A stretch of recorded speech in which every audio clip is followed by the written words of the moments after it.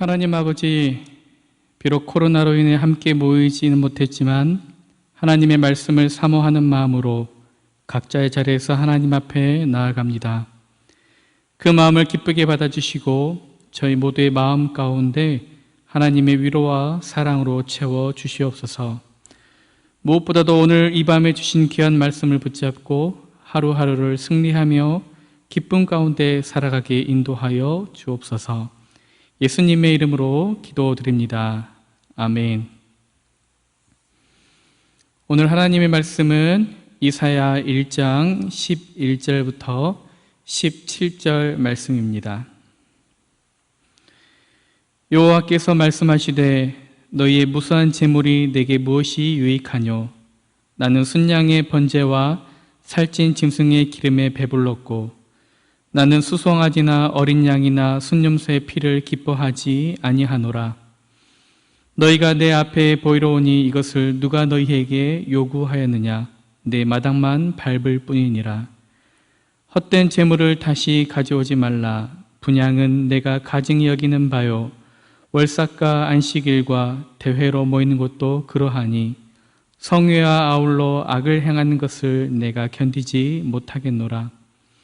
내 마음이 너희의 월삭과 정한 절기를 싫어하나니 그것이 내게 무거운 짐이라.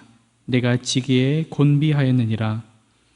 너희가 손을 펼 때에 내가 내 눈을 너희에게서 가리고 너희가 많이 기도할지라도 내가 듣지 아니하리니 이는 너희의 손에 피가 가득함이라. 너희는 스스로 씻으며 스스로 깨끗하게 하여 내 목전에서 너희 악한 행실을 버리며 행악을 그치고 선행을 배우며 정의를 구하며 학대받는 자를 도와주며 고아를 위하여 신원하며 과부를 위하여 변호하라 하셨느니라. 아멘.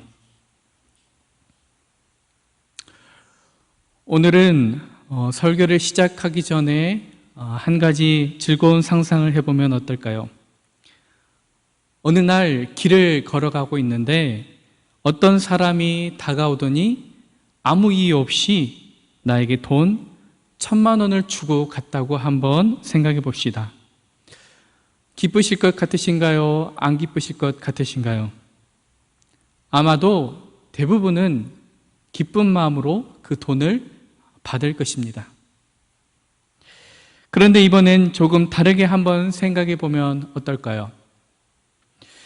누군가가 나에게 1,000만 원을 줬는데 알고 봤더니 그 돈이 은행에서 훔쳐온 돈이라면 여러분은 그 돈을 받으시겠습니까? 안 받으시겠습니까? 아마도 그 사실을 알았다면 대부분은 그 돈을 거절할 것입니다. 왜냐하면 그 돈이 싫어서가 아닙니다. 그 돈 자체가 싫어서가 아니라 그 돈을 준 사람의 행동이 잘못됐고 그 사람의 행동이 싫기 때문에 그렇습니다. 이처럼 누군가가 나에게 아무리 좋은 것을 준다 할지라도 그것이 깨끗하지 않고 올바르지 않은 것이라면 대부분의 사람들은 그것을 거절할 것입니다. 그렇다면 우리 말고 하나님은 어떠실까요? 우리가 하나님께 무엇을 드렸는데 만약 그것이 깨끗하지 않고 올바르지 않은 것이라면 과연 하나님께서는 그것을 기뻐 받으실까요? 아마도 그렇지는 않을 것 같습니다. 우리도 받지 않는데 하물며 거룩하신 하나님께서 그것을 어찌 받으시겠습니까? 오늘 이 시간 함께 나누고자 하는 말씀의 핵심은 우리가 자주 드리는 예배에 관한 것입니다. 피조물인 우리 사람이 창조주이신 하나님께 드릴 수 있는 가장 최고의 선물은 무엇일까요? 그것은 바로 예배입니다. 어떻게 보면 당연히 드려야 하는 것이기 때문에 선물이라고 표현하기에도 송구스럽지만 어쨌든 우리가 하나님께 드릴 수 있는 최고의 것은 바로 예배입니다. 그렇기 때문에 우리가 예배만큼은 정성을 다해서 또 온 힘과 온 마음을 다해서 드려야 하는 것이 마땅합니다. 그런데 우리가 한 번쯤 고민해 보아야 할 문제가 있습니다. 우리가 하나님께 예배를 드리면 과연 하나님께서 그 예배를 무조건적으로 기쁘게 받으시냐에 관한 문제입니다.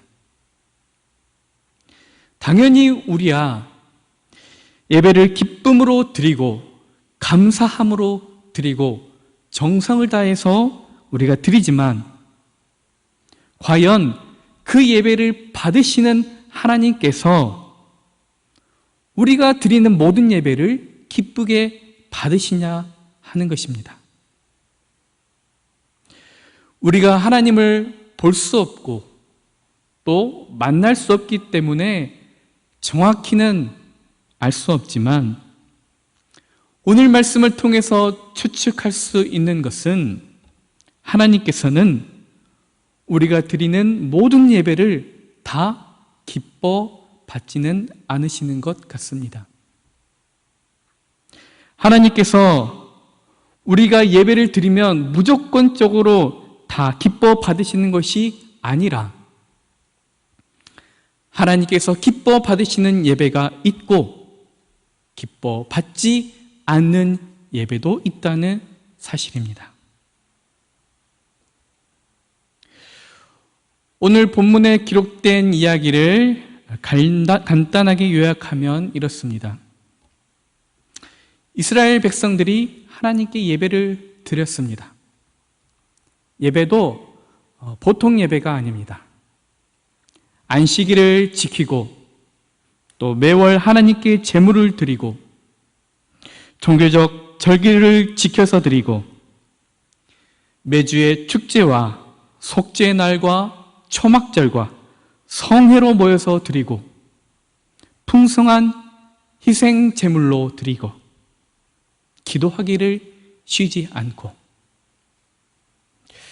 지금 시대의 교회와는 비교도 안 될 정도로 정말 정성을 다해서 최선을 다해서 예배를 드렸습니다. 우리 생각으로는 누군가가 나에게 이 정도의 정성으로 무엇을 준다면 우리는 그 정성을 봐서라도 아마 받을 것입니다. 이스라엘 백성들도 당연히 그럴 것이라 생각했습니다. 우리가 이 정도로 정성을 다해서 예배를 드렸으니 하나님께서 분명히 기뻐 받으셨을 거야 라고 생각했습니다. 그런데요, 하나님께서는 그 예배를 기뻐 받지 않으셨습니다. 더 충격적인 것은 하나님께서는 이스라엘 백성들이 드리는 예배를 기뻐하지 않으셨고 그들의 예배를 가증히 여기셨고 그들의 예배를 견디지 못하겠다라고 말씀하십니다. 그렇다면 하나님께서는 왜 이스라엘 백성들의 예배를 기뻐 받지 않으셨을까요? 그들이 정성을 다해서 최고의 예배를 드렸는데 왜 하나님은 그 예배를 기뻐하지 않으셨을까요? 13절과 15절에 그 답이 있습니다. 13절 뒷부분에 이렇게 기록되어 있습니다. 성회와 아울러 악을 행하는 것을 내가 견디지 못하겠노라. 15절입니다. 너의 손을 펼 때에 내가 내 눈을 너희에게서 가리고 너희가 많이 기도할지라도 내가 듣지 아니하리니 이는 너희의 손에 피가 가득함이라. 하나님께서 왜 이스라엘의 백성들의 예배를 기뻐받지 않으셨을까요? 바로 그들이 악을 행하며 살았기 때문입니다. 예배는 정성을 다해서 드렸을지는 모르겠지만 그들의 매일의 삶은 악으로 가득 차 있었기 때문입니다. 나쁜 짓 하고 와서 예배드리고 또 나쁜 짓 하고 와서 예배드리고 이스라엘 백성들의 그러한 모습을 하나님께서 더 이상 견디지 못하겠다라고 말씀하고 계신 것입니다. 우리라고 다르지 않습니다. 우리의 삶을 되돌아보면 이스라엘 백성들의 삶과 별반 다를 게 없습니다. 밖에서는 이 입으로 온갖 비방의 소리를 말하고 입에 담을 수 없는 악한 말을 다 하면서 하나님께 예배 드릴 때에는 그 입으로 하나님을 찬양합니다. 밖에서는 이 손으로 온갖 악을 행하면서 하나님께 기도할 때에는 이 손을 두 손으로 모아 하나님 앞에 기도합니다. 밖에서는 온갖 악을 행하며 살다가 하나님께 예배할 때에는 거룩한 모습으로 예배를 드립니다. 그러한 이중적인 모습을 하나님께서 더 이상 견디지 못하겠다고 말씀하고 있습니다. 여기서 우리가 정말로 중요한 사실을 한 가지 알 수 있습니다. 하나님께서는 우리가 드리는 예배, 그 예배를 받으실지 안 받으실지 무엇을 보고 결정하시냐 하면 바로 우리가 어떻게 살았는지, 우리가 어떠한 삶을 살았는지 바로 그것을 보고 결정하신다는 사실입니다. 우리가 드리는 이 예배의 모습, 그것을 보고 결정하시는 것이 아니라 우리가 하루하루 우리의 삶 속에서 악을 행하며 살았는지 아니면 선을 행하며 살았는지 그것을 보고 결정하십니다. 꼭 명심해야 합니다.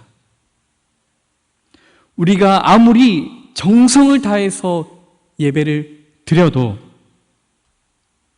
우리가 아무리 최선을 다해서 완벽한 모습으로 예배를 드렸다 할지라도 우리의 삶이 착하게 살지 못하고 우리의 삶이 똑바르게 살지 못했다면 그 예배는 하나님께서 기뻐하지 않으신다는 사실입니다. 성경을 보면 여기에 관한 대표적인 예를 제시해 주고 있습니다. 바로 우리가 잘 아는 가인과 아벨의 이야기입니다. 하나님께서는 아벨과 그가 드리는 예배는 받으셨지만 반대로 가인과 그가 드렸던 예배는 받지 않으셨습니다. 하나님께서는 그들의 예배를 보시기 전에 무엇을 보셨냐 하면 그들의 삶을 먼저 보셨다는 사실입니다. 그렇기 때문에 아벨을 먼저 받으시고 그가 드렸던 예배도 받으셨던 것입니다. 마태복음 5장 23절에 보면 이런 말씀이 있습니다.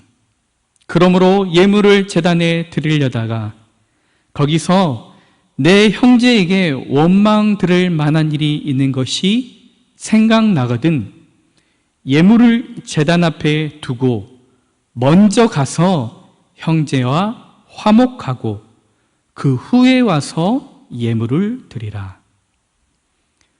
무슨 말씀이냐 하면 예배를 드리러 왔다가 혹 내가 했던 악한 행동들이 생각난다면 당장 그 예배 드리는 것을 멈추고 그 악한 행동에 대한 사과를 하고 와서 그리고 나서 예배를 드리라는 말씀입니다. 왜냐하면 그런 예배는 하나님께서 기뻐받지 않으시기 때문입니다. 지금까지 살펴본 것처럼 성경은 우리에게 명확하게 말씀하고 있습니다. 우리의 삶이 올바르지 못했다면, 우리의 삶이 선한 삶을 살지 못했다면, 아무리 최선을 다하고 아무리 정성을 다해서 예배를 드려도 하나님께서는 그 예배를 기뻐받지 않는다는 사실입니다. 우리가 오늘 이 사실을 꼭 기억했으면 좋겠습니다. 마지막으로 한 가지만 더 말씀드리고 마치겠습니다. 오늘 본문에는 우리가 어떻게 살아야 하는지 그것도 말씀해 주고 있습니다. 16절, 17절에 기록되어 있습니다. 너희는 스스로 씻으며 스스로 깨끗하게 하여 내 목전에서 너희 악한 행실을 버리며 행악을 그치고 선행을 배우며 정의를 구하며 학대받는 자를 도와주며 고아를 위하여 신원하며 과부를 위하여 변호하라 하셨느니라. 아멘. 성경은 우리가 이렇게 살아야 한다고 말씀하고 있습니다. 우리가 날마다 스스로를 깨끗하게 해야 하고 우리가 악한 행실을 버려야 하고 세상에서 선을 행하며 살아야 하고 정의를 실천하고 도움이 필요한 자들을 도와주고 우리가 그렇게 살고 와서 하나님께 예배를 드릴 때에 하나님께서는 그 예배를 기뻐 받으신다고 말씀하고 있습니다.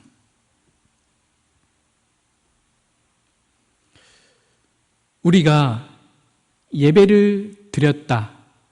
그것은 중요한 것이 아닙니다. 많은 기독교인들이 내가 예배를 드렸다. 그것에 만족하지만 그것은 그리 중요한 것이 아닙니다. 정말 중요한 것은 우리가 드린 예배를 하나님께서 기뻐 받으셨느냐? 그것이 바로 중요한 것입니다. 기도하겠습니다. 하나님 아버지, 저희가 하나님께 날마다 예배를 드렸지만 저희의 예배가 하나님께서 기뻐 받으실 만한 예배였는지 저희의 삶을 되돌아봅니다. 하나님께서 저희의 믿음을 더욱더 굳건하게 하여 주시고 순간순간마다 저희와 동행하여 주셔서 저희가 올바른 삶을, 정직한 삶을, 선한 삶을 잘 살아갈 수 있도록 인도하여 주옵소서. 그리하여 저희가 드리는 예배가 하나님께 기쁨이 되는 예배가 되게 하여 주옵소서. 예수님의 이름으로 기도를 드립니다. 아멘.